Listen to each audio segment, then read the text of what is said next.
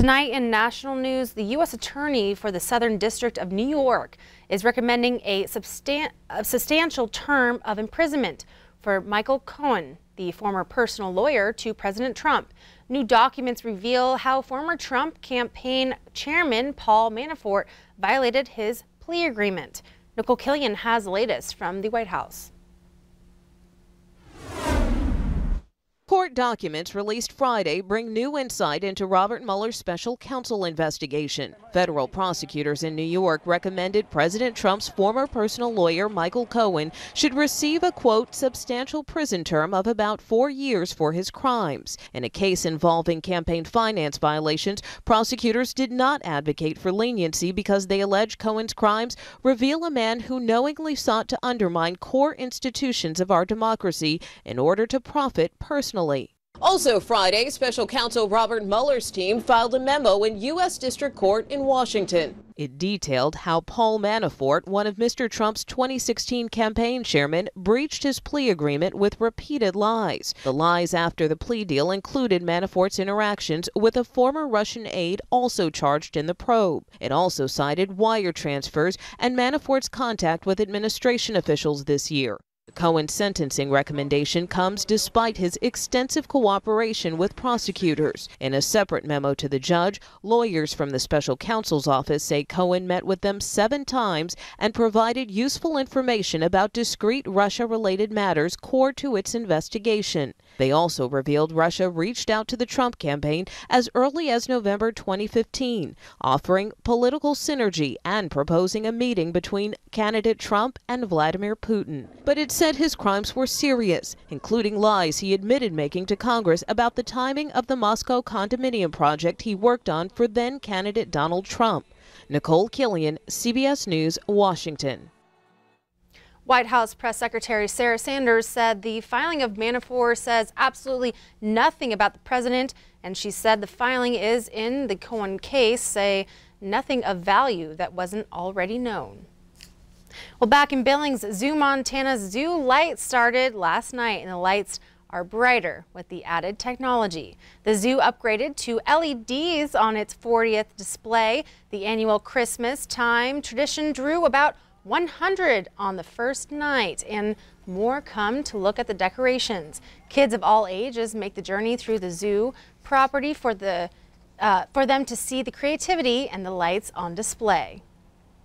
We're all kids at heart, so everyone enjoys it. The adults, the kids, we have the Billings Exchange, our breakfast exchange. We'll be bringing some buses through later this month, and they go around to the senior buildings and pick up people, and they bring about 500 people through, and they enjoy it as much as the kids do.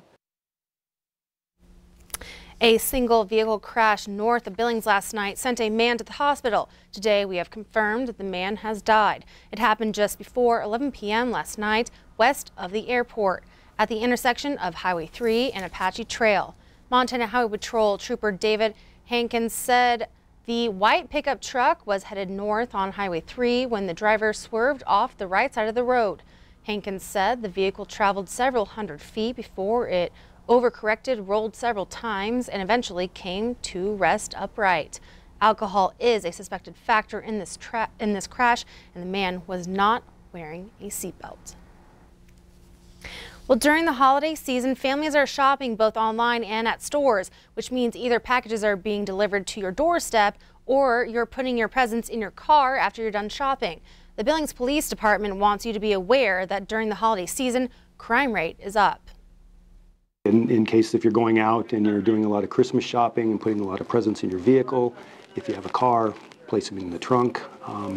Obviously, if you have a truck, if you can cover them up or take them home.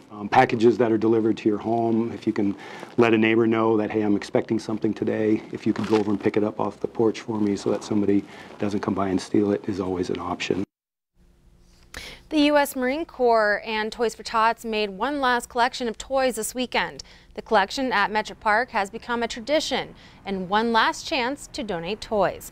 The final toy drive used to be a 24-hour all-night event, but has now been shortened to just 12 hours. And so far, Toys for Tots has collected more than 103,000 gifts but it needs some more gifts for teenagers. About 300 volunteers have helped from collection to the distribution center at the Metro Park Expo Center.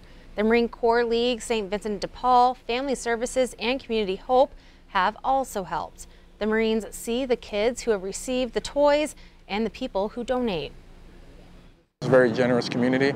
So, a lot of people, when they come through here and they're giving away the toys, they're very happy about it. Some families bring their kids with them.